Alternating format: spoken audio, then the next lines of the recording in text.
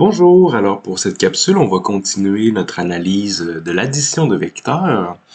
Donc on a vu que si on connaît les composantes d'un vecteur, il était possible de trouver la norme en utilisant Pythagore. Donc la longueur ici de notre vecteur correspond donc à nos deux composantes au carré, où après on fait la somme et ensuite la racine carrée. Donc c'est une manière de trouver la norme d'un vecteur en connaissant les composantes. Et l'autre information qu'on pourrait vouloir connaître, il y a l'orientation, donc l'angle. Et ça, on fait un petit peu de trigonométrie. Donc on regarde ici nos composantes. Donc la valeur de la tangente de l'angle, c'est la composante y divisée par la composante x. Ensuite, on prend arc-tangente, tangente moins 1 sur notre calculatrice, et on vient chercher la valeur de l'angle. Donc les deux petites équations importantes que je résume ici. Et ce que j'aimerais faire dans la capsule maintenant, c'est de faire un autre exemple de l'addition de vecteurs. Vous avez vu l'addition de vecteurs pour des forces, donc on pouvait additionner des forces et réaliser quelle est la force résultante. Donc il est également possible d'additionner des déplacements. Donc c'est l'autre type d'addition de vecteurs qu'on va faire. Donc je lis la question. Une personne effectue ces trois déplacements les uns après les autres. Donc, elle bouge dans la direction du premier vecteur, ensuite elle bouge dans la direction du deuxième vecteur et finalement dans la direction du troisième vecteur. Donc, elle fait trois déplacements. Elle ne revient pas à la position initiale après le déplacement, donc elle les fait un après l'autre.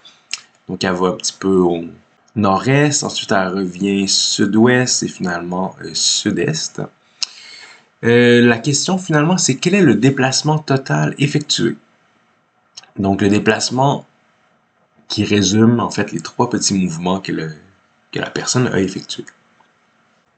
Donc la démarche est identique à l'addition de vecteurs de force. On additionne simplement les trois vecteurs et on va le faire de manière rigoureuse avec un petit tableau qui va résumer les informations qu'on a. Donc on a ici un petit tableau qui résume dans le fond les trois vecteurs que j'additionne. D1, c'est le premier, D2 et D3 que j'additionne ensemble pour obtenir le vecteur résultant. Donc le déplacement total, le résultat de l'addition de mes trois vecteurs. Et je connais la norme, c'est 200, 150 et 120.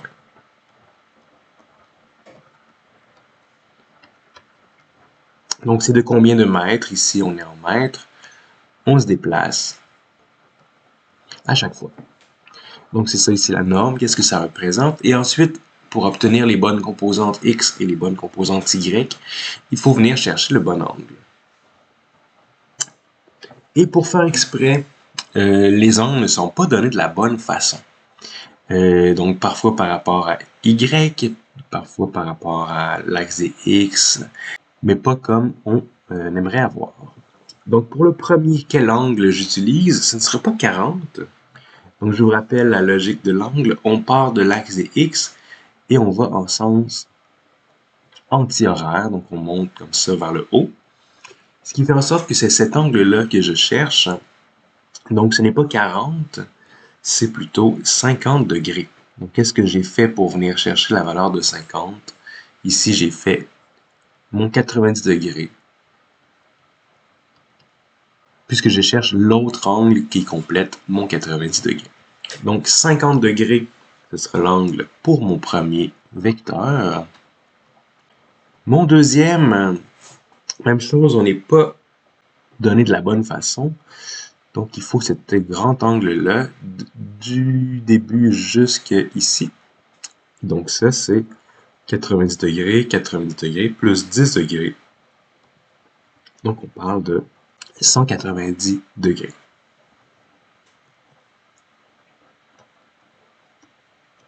Donc il faut être en mesure de venir compléter les angles. Donc connaître que un cadran c'est 90 degrés. Donc vous pouvez soit venir compléter, venir aller chercher l'angle qui vous intéresse. Et si on fait 90 degrés et encore 90 degrés, plus un petit 20 degrés. Et ça nous donne donc 290 degrés. Donc c'est la première étape importante et ensuite on va pouvoir calculer nos composantes x et nos composantes y. Donc ici, je ne peux pas additionner mes normes ni mes angles. C'est mes composantes que j'additionne.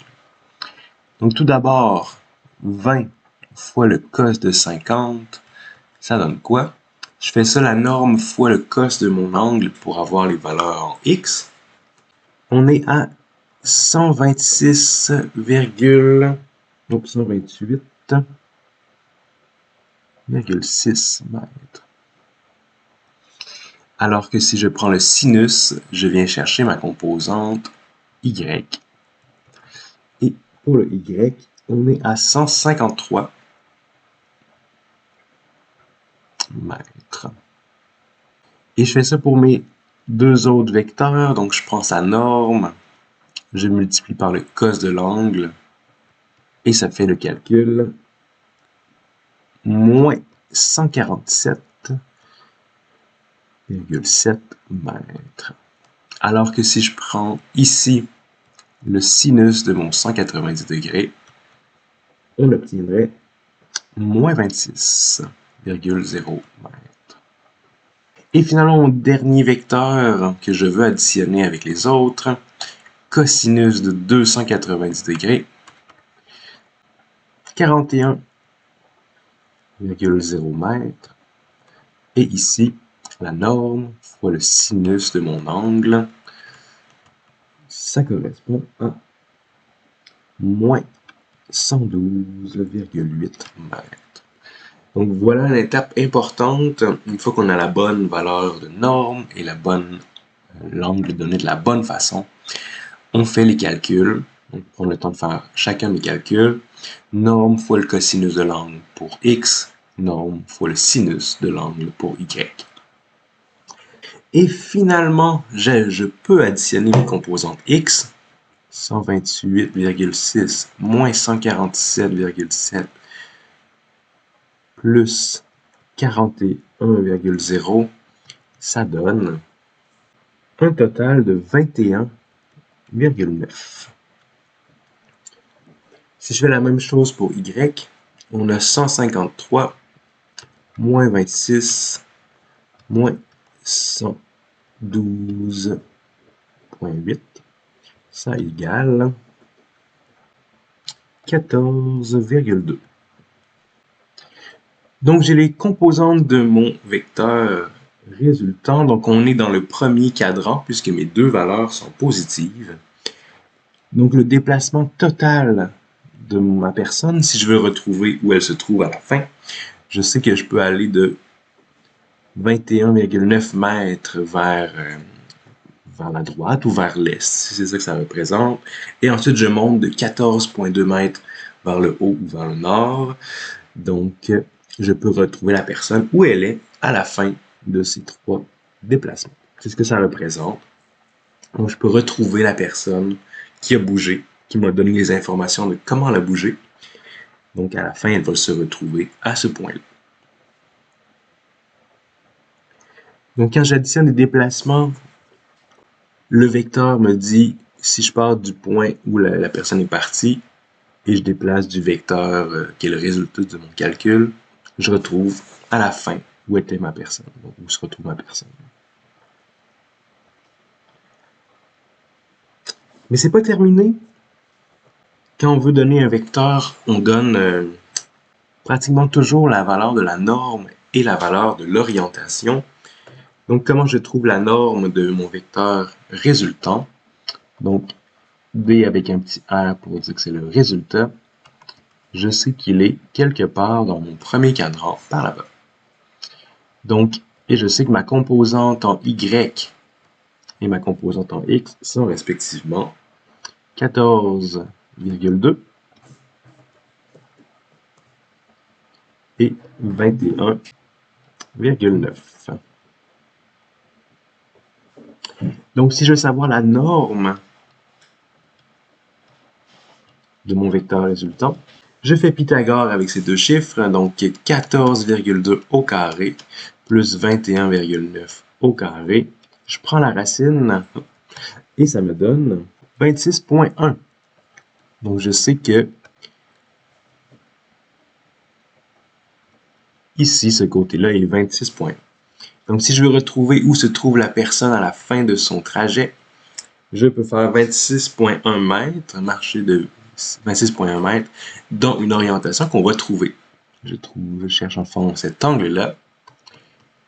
Je peux prendre la tangente de l'angle, qui est le côté opposé à l'angle, 14,2, divisé par le côté adjacent, avec l'autre côté qu'on a, qui n'est pas l'hypoténuse, donc 21,9. Donc la tangente de l'angle est égale, si je fais cette division, ça vous donne 0,6484.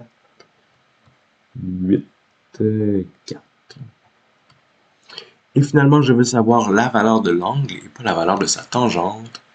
Donc à la calculatrice, je fais cette petite fonction-là qui représente l'arc tangente, donc la tangente avec un petit moins 1.